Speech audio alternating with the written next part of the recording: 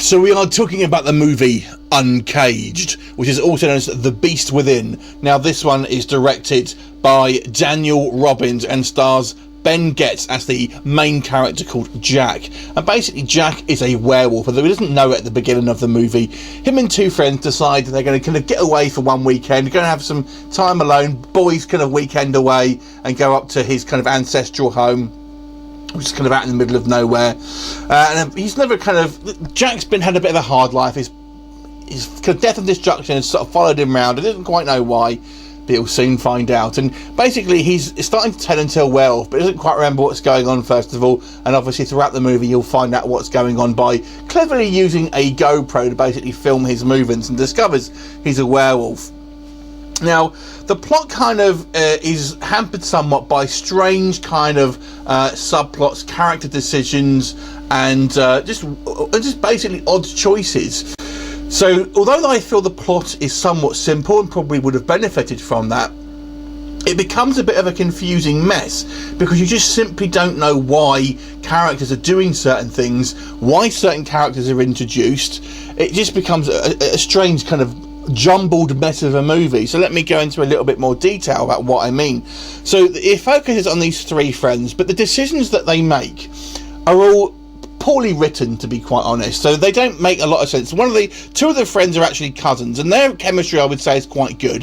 The actual cousin of the main character reminds me a little bit of McLovin, and I feel those scenes together were quite good and seemed quite natural. But the third friend seems so disjointed from the group, and I don't know why he's there. He barely spends any time with them. They don't really seem to get on, and the decisions that are made throughout the movie that involve these characters don't make sense. You add to that, you have peripheral characters get added to the mix as well. You have this kind of gangster character who I have no idea why he's in this movie. He has a lot of screen time, and that whole part of the movie seems irrelevant, to be quite honest. And the other characters you have as well are basically Jack's kind of family members, and again seem irrelevant, and time is spent with these characters and decisions are made, and people just seem very kind of to make very odd decisions, and you're kind of watching this film thinking, I'm not quite understanding what's going on. Whilst the basic premise I think is somewhat simple, decisions made within this don't make sense. And it seems to me that this film was kind of, and I'm speculating here, was kind of made up as it was going along basically, and it's just been kind of jumbled together, and it's not quite a full vision basically. Now, I can only speculate as to what that's actually happened, but that's how it seems to me. It doesn't seem that this story structure was properly mapped out, and things have just been kind of like, oh, we'll do that and just do this, and it doesn't quite make sense because of it. So that's going to be the main criticism with that one.